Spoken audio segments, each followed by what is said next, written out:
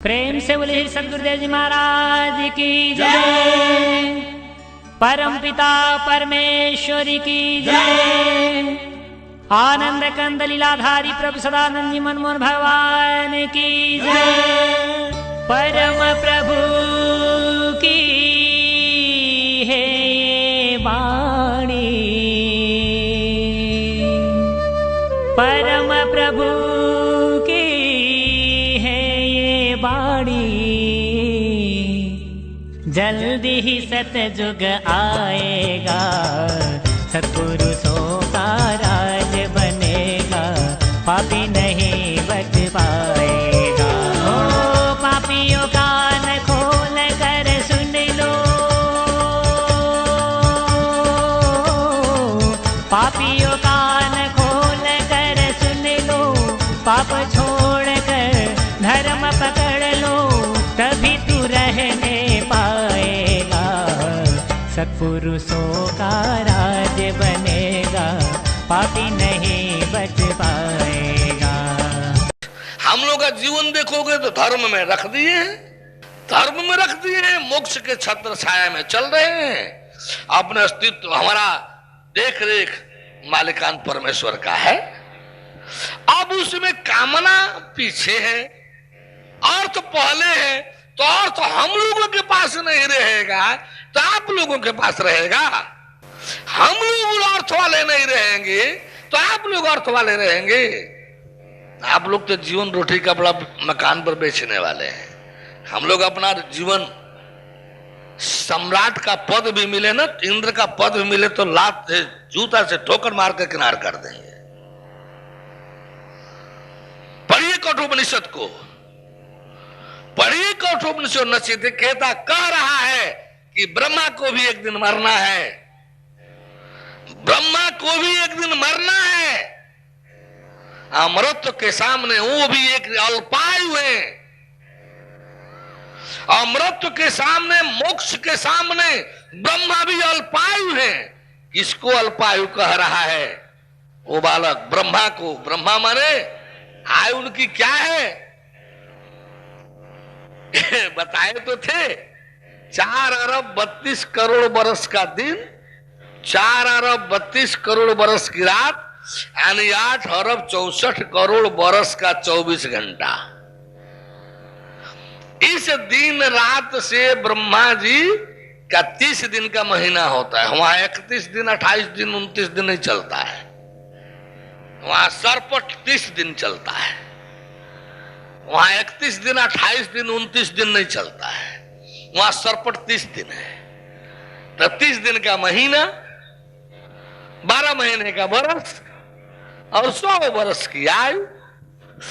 अब इस आयु वाले ब्रह्मा भी अल्पायु है, अल्पायु। जब यमराज कहे कि तेरे को इच्छा मृत्यु दूंगा, इच्छा मृत्यु, इच्छा भोग दूंगा, इच्छा भोग, सम्राट बना देता हूं धरती का, शतायुष पुत्र पौत्रान मृणस्व, 100 वर्ष की आयु वाला नाती पोता परिवार मांग लो, बहुत पशु हस्त हिरण में स्वान, बहुत से गाय हाथी घोड़े और हीरा रत्न जवाहरात मांग लो, भूमेर महदायतनम मृणस्व, इस महान भूभाग को, पृथ्वी को के राज्य को मांग लो।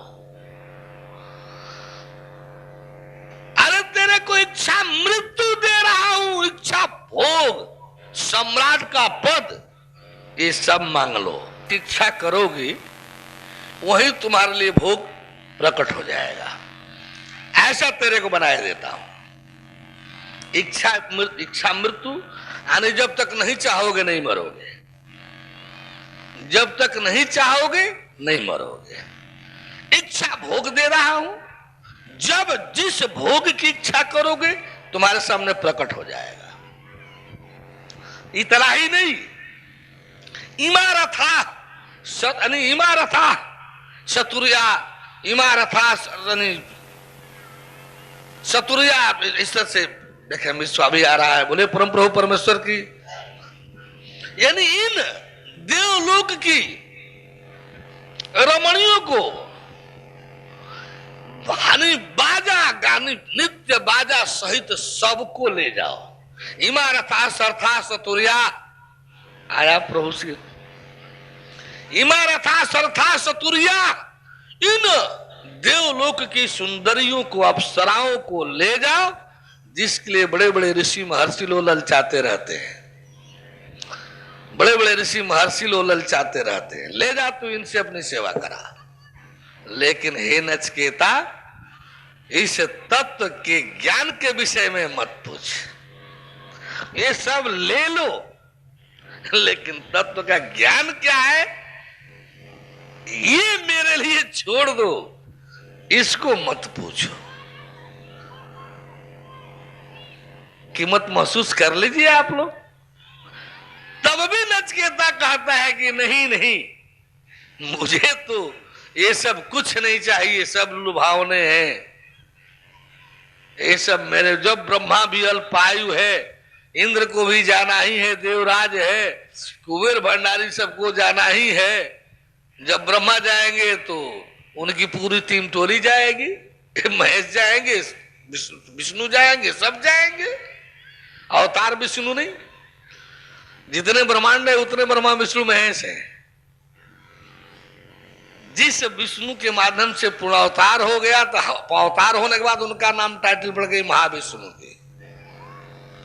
अब सामान्य रूप से विष्णु विष्णु लोग कह लेते हैं। तो इस प्रकार से ये है ज्ञान की कीमत। इस ब्रह्मांड में कुछ भी ऐसा नहीं है, सारे ब्रह्मांड को एक तरफ रख दीजिए, तब भी ज्ञान की कीमत नहीं हो पाएगी। कहेंगे कैसे? कहेंगे ये तो एक बोल हो गया। कहेंगे आप ये तो एक बोल हो गया कि सारा ब्रह्मांड में ज्ञान की कीमत नहीं है। हाँ भाई, नहीं है। पूछेंगे कैसे? अरे ज्ञान में वो मिलता है जिससे ये ब्रह्मांड हर क्षण प्रकट होते रहता है, वो साक्षात भगवान मिलता है। ज्ञान में वो मिलता है जो इन जिससे ये ब्रह्मांड हर क्षण उत्पन्न हो रहा है। एक तरफ उत्पन्न हो रहा है तो दूसरे तरफ विलीन हो रहा है। एक सर्किल में एक तरफ प्रकट हो रहा है तो दूसरे तरफ विलीन हो रहा है। हर क्षण जिससे ब्रह्मांड की उत्पत्ति हो रही है, वह परमात्मा परमेश्वर ज्ञान में मिलता है। अब आप स्वयं कीमत सोचिए कि इसकी कीमत क्या ब्रह्मांड भी है? ब्रह्मा को भी मुक्ति चाहिए ना, तो पहले मनुष्य शरीर में आना होगा, मानव जीवन में आना होगा। अब भगवान का अवतार होगा तो उनके शरणागत समर्पण शरणागत करना होगा, और यह शर्त उनको भी मानना होगा, मंजूर करना होगा कि कर्म और भोग के बीच का जो जीवन है, जो माया के देख रेख और मालिकान में है, उस क्षेत्र से अपने को हटाइए। असुरक्षित है, अव्यवस्थित है, अव्यवस्थित भी असुरक्षित भी, और ले चल के धर्म और मोक्ष के बीच, धर्म और मोक्ष के बीच, यानी उनको भी अपने रहन सहन जीवन क्षेत्र को कहां चुनना होगा? धर्म और मोक्ष के बीच, जिसका देख रेख मालिकान साक्षात परमात्मा परमेश्वर परम ब्रह्म खुदागाड भगवान का है। बोले परम प्रभु परमेश्वर की, परम प्रभु परमेश्वर की, परम प्रभु परमेश्वर की।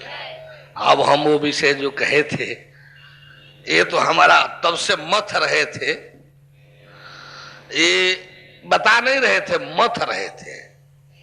मथाने से बार बार मथ रहे थे। दूध में मक्खन रहता है, मथे बिना निकलता नहीं। दही के छाली में घी रहता है, पानी डाल डालकर मथना पड़ता है। इसको मथ रहा था। शायद आप लोगों को इसका हानि लाभ समझ में आ जाए, हानि लाभ समझ में आ जाए। अव्यवस्थित और सुरक्षित कहां है, कैसा है, और व्यवस्थित और सुरक्षित कहां है, कैसा है। अव्यवस्थित और सुरक्षित व्यवस्थित और सुरक्षित।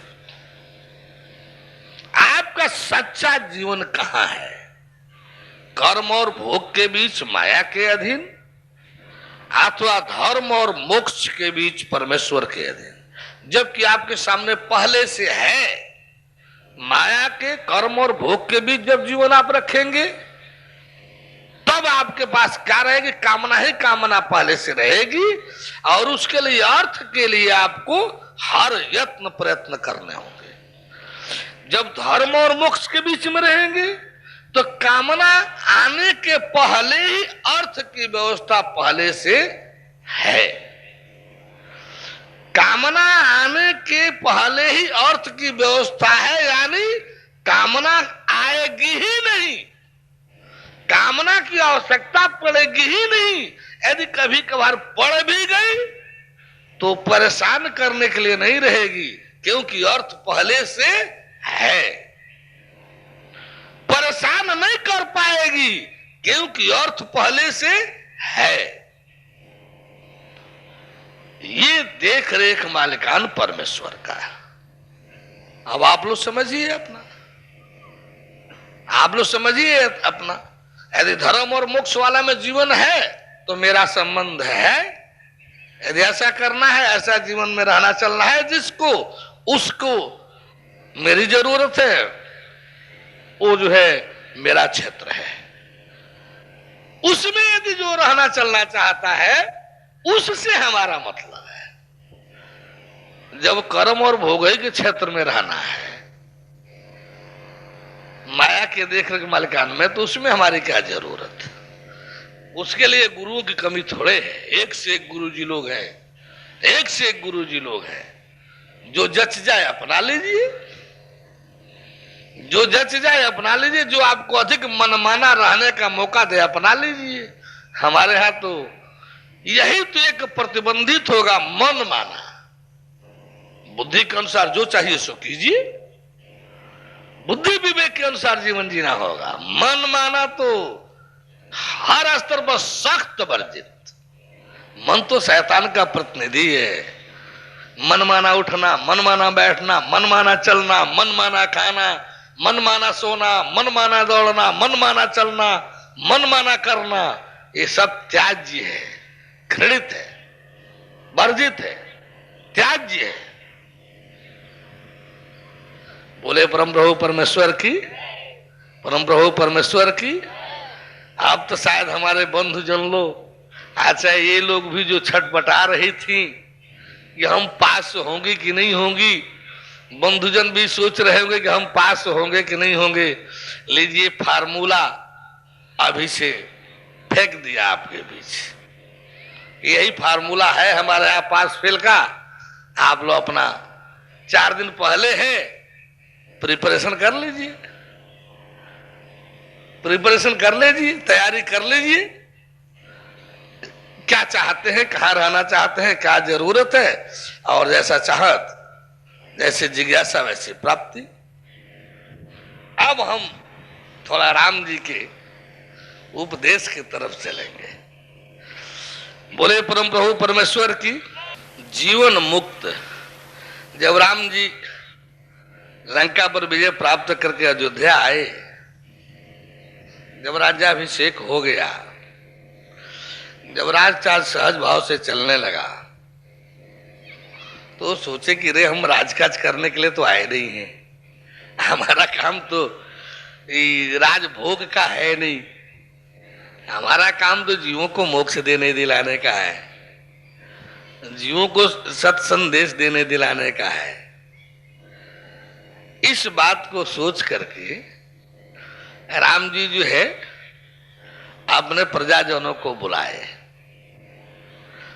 इसके पहले किस लिए बुलाए, इस बात को सोच समझ करके, क्योंकि बुलाने के पहले का ये दोहा है कि जीवन मुक्त ब्रह्म पर चरित सुनहि तज ध्यान। जीवन मुक्त ब्रह्म पर चरित सुनहि तज ध्यान। जीवन मुक्त भी है उनके लिए भी सत्संग अनिवार्य होता है। जो ज्ञानी लोग हैं उनके लिए भी सत्संग अनिवार्य होता है। क्यों? जब वस्त्र पहनेंगे तो गंदा होगा, जब वस्त्र पहनेंगे तो गंदा होगा, जब गंदा होगा तो सफाई की जरूरत होगी। सत्संग क्या है? एक सफाई है। सत्संग क्या है? दिल दिमाग की सफाई है। सत्य के लायक, सत्य की पात्रता, सत्य के योग्य आपके दिल दिमाग को बनाना है। तो उसमें यदि जीवन मुक्त ज्ञानी जी भी है, उनको भी सत्संग में भाग लेना चाहिए। पता नहीं लोग गुरु जी कौन सा ज्ञान दिए हैं, सत्संग अच्छा नहीं लग रहा है, दुहसंग इनको अच्छा लगेगा। ये सत्संग उनको अच्छा थोड़े लगेगा। अब अपने को इसी से उनको समझ लेना चाहिए कि किस वर्ग के। सत्संग अच्छा नहीं लगेगा, दुहसंग उनको अच्छा लगेगा। जबकि जीवन मुक्त ज्ञानी जी भी है, उनके लिए भी सत्संग सुनना है। धरती की सर्वश्रेष्ठ क्रिया है इस सृष्टि की ध्यान। ध्यान के समान कोई क्रिया नहीं है।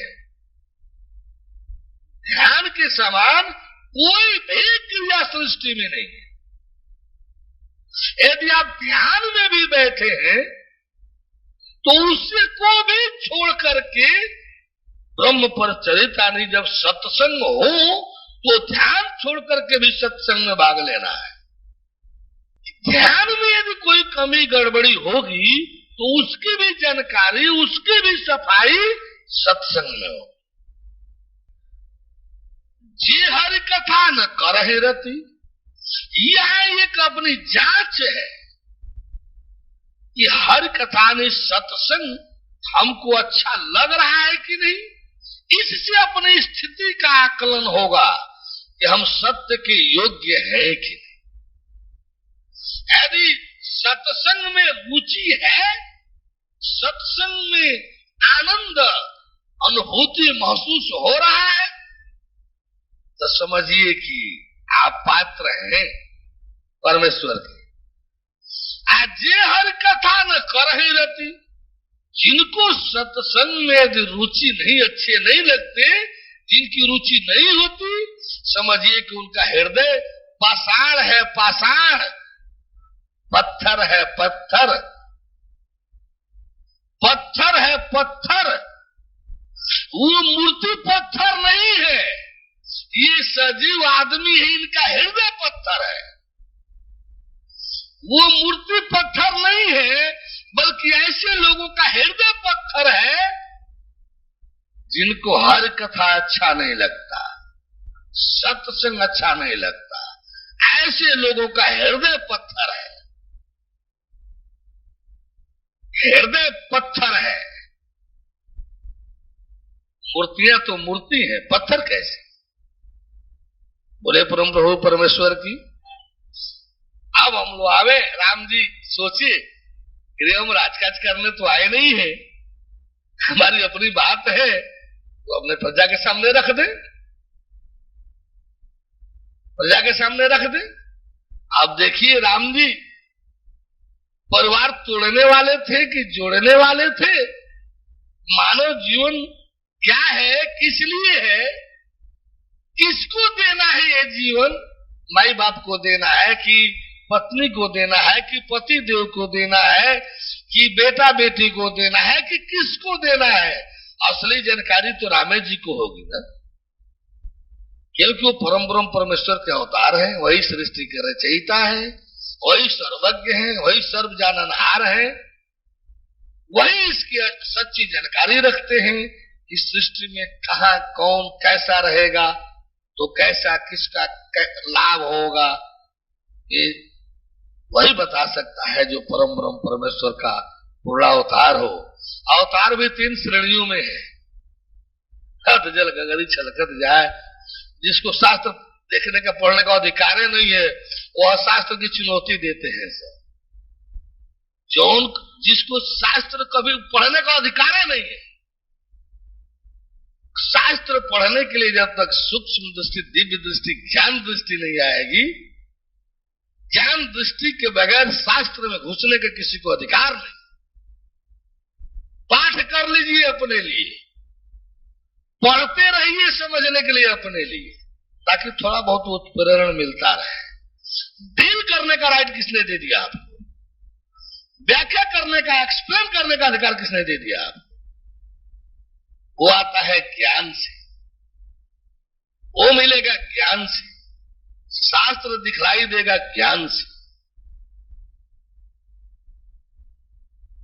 आप लोग जो है बंधुजन, कहा है विष्णु जी ने गरुड़ पुराण में गरुड़ को जब ज्ञान दे रहे थे, वेद आगम पुराणज्ञ परमार्थम न वेत्य विलम कस्य तस्व तत्सर्वम काकभाषित। बोले परम प्रभु परमेश्वर की तत्सर्वम काकभाषित। आप वेद सब चाट लिए हैं, वेदज्ञ हो गए। आगम, आगम माने सारा शास्त्र आप चाट लिए, रट लिए हैं, सब पुराण रट लिए हैं, चाट लिए हैं। वेद आगम, आगम माने शास्त्र, वेद आगम पुराणज्ञ, वेद आगम और सब पुराणों के विशेषज्ञ हो गए। परमार्थम न वेत्य, लेकिन परम तत्व परमार्थ है आपने यदि नहीं जाना, परम का अर्थ है आपने नहीं जाना, परम तत्व आपने नहीं जाना, ये सारा श्रम परिश्रम कौवे की तरह से काव काव काव काव करने जैसा है। कौवे की तरह से काव काव काव काव करने जैसा। कारात काव काव कर रहे थे, काव काव काव काव करने से अलग कुछ नहीं। यदि ग्रंथ में जाना है तो पहले ज्ञान दृष्टि अपनाने का प्रयास कीजिए। कहा था आदि शंकराचार्य, शब्द जालम महारण्यम चित्त भ्रमण कारणम। शब्द जालम महारण्यम चित्त भ्रमण कारणम। ये सारे जो शास्त्र हैं, वेद, उपनिषद, स्मृतियां, पुराण, ग्रंथ, नाना तरह के सारे शास्त्र भरे पड़े हैं। ये सब जो है आपके चित्त को भटकाने के लिए एक महान वन के समान, आपके चित्त को भटकाने के लिए ये सब एक महान वन के समान है। पूछेंगे कैसे? अब शिव पुराण पढ़िए ना, ज्ञान है नहीं कि उसके मूल अर्थ सब पकड़ में आवे, तो शुद्ध दिखाई देगा कि सब कुछ शिव जी है, भगवान भगवान सब जो कहिए सो शिव जी है। शिव जी के सामने कोई कुछ नहीं। गणेश पुराण पढ़िए तो सब कुछ गणेश ही जी है, गणेश जी के सामने कोई कुछ नहीं। वामन पुराण पढ़िए तो सब वामन भगवान है और कोई कुछ नहीं। वराह पुराण पढ़िए, सब कुछ वराह भगवान है और कोई कुछ नहीं। यानी सब कोई कुछ नहीं। रात पूछ रहे थे इस पुराण में सदानंद भगवान नहीं है। अरे पुराण में है भाई, लेकिन आप जैसे अपात्र को तो दिखला भी नहीं सकता। वो पात्र अपात्र को थोड़े दिखलाया जाता है, पात्र को दिखलाया जाएगा। कोई पात्र निकले, मैं दिखला दूं कि जिस तरह से आज सतयुग त्रेता और द्वापर के अपने पूर्व के अवतारों का नाम ले रहा हूं, विष्णु जी अपने पूर्व के अवतार का नाम ले रहे हैं कि नहीं, उसका करा रहे हैं कि नहीं, और आकर देखिए कि किसका करा रहे हैं। विष्णु जी किसका नाम ले रहे हैं, किसका चिंतन करते हैं, विष्णु जी किसका पूजा चिंतन करा रहे हैं। है पुराण में, है पुराण में, लेकिन मनवाना नहीं है, इसलिए उसको हम सामने नहीं लाते। आदि शंकराचार्य के ग्रंथों में भरा पड़ा है, उपनिषदों में भरा पड़ा है, कहां ये नाम नहीं है। भाव कहां ये नाम नहीं है। आंख हो पकड़ने देखने की तब न, आंख हो पकड़ने देखने की तब न। बोले परम प्रभु परमेश्वर की। अब हम आप सभी से फिर यही कहेंगे आइए इस विषय पर।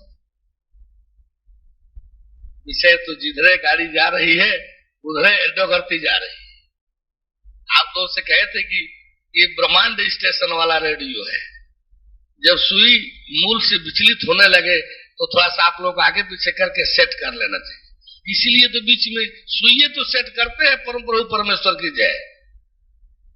इस सुइये तो मिलाते रहते हैं कि परम प्रभु परमेश्वर की जय। जब सुई तो हिलते डुलते दिखाई देती है, साइड का डबल स्टेशन ट्रिपल स्टेशन जब पकड़ना शुरू करता है, दोहरा तेहरा स्टेशन, तो सोचते हैं चल सुई मिला, तो बोले परम प्रभु परमेश्वर की सुई मिला लेते हैं। इस प्रकार से हम लोग आवे फिर से। रामचंद्र जी राजकाज के लिए नहीं आए थे, जनमानस को सच्चे उपदेश के लिए। एक बार रघुनाथ बुलाए, एक बार रघुनाथ बुलाए, गुरु द्विज पूर्वासी सब आए। जब रघुनाथ जी राजा भी थे, बुलाए आए तो सब, गुरु जी भी आए, द्विज ब्राह्मण जन भी आए, सारे प्रजाजन आए। आए बुलाए और आए तो सब, लेकिन बैठे नहीं, सब बैठे नहीं। आए तो सब, सब बैठे नहीं।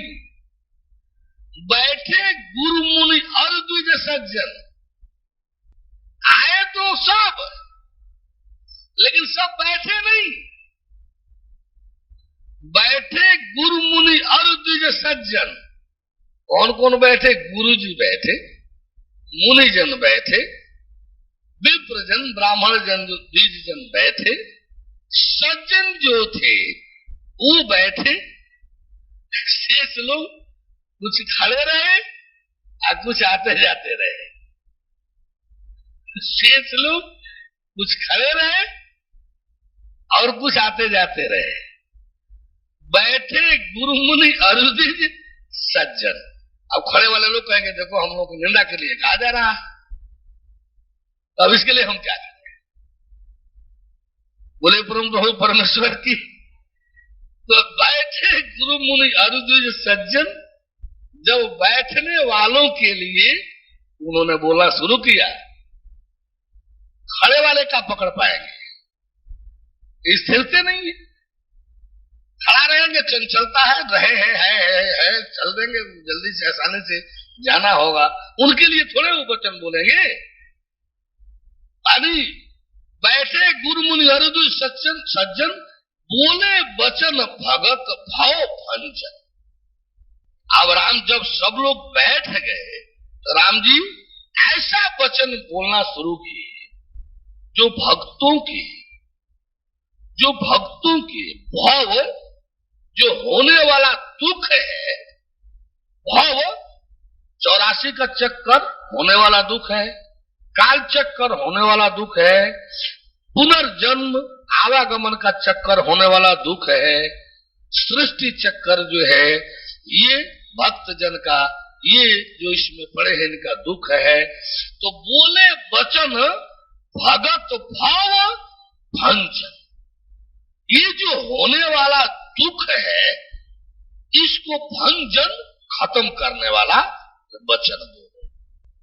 यानी भक्तों के दुख को, भाव वाला जो दुख है, भाव जाल, भाव कूप, भाव सागर, भाव जाल, भाव कूप, भाव सागर, जो डुबाने और जाल में फंसा करके जीवों को तंग परेशान करता रहता है, इस भाव रूपी दुख का को भंजन करने वाला वचन राम जी बोलना शुरू किया।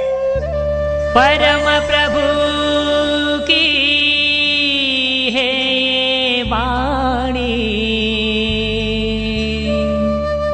परम प्रभु की है ये वाणी,